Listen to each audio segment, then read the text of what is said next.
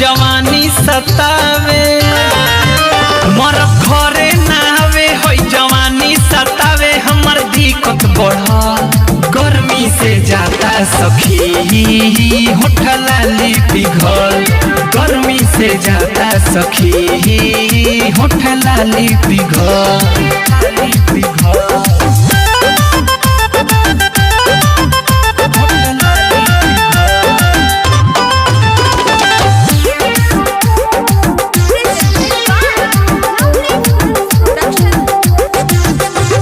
लूह सखी लागे पसीजे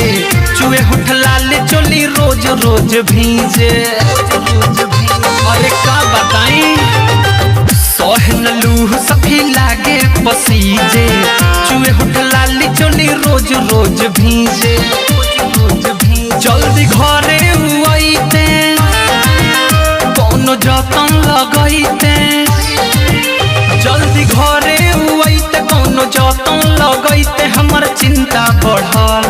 गर्मी से जाता सखी होठ लाली पिघल गर्मी से जाता सखी होठ लाली पिघल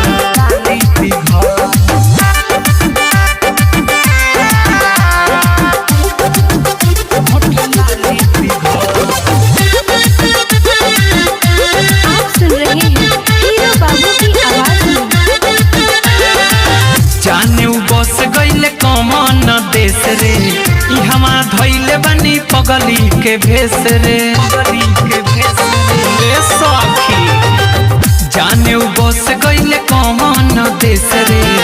हमा धैले बनी पगली के भेस रे सुनो सखी हो खेल छपी माथा पतेल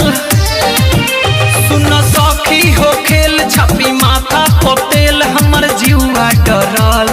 गर्मी से जाता सखी होठ लाली पिघल गर्मी से जाता सखी होठ लाली पिघल मोर घरे ना आवे होई जवानी सतावे हमर दिक्कत बढ़ल गर्मी से जाता सखी होठ लाली पिघल गर्मी से जाता सखी होठ लाली पिघल।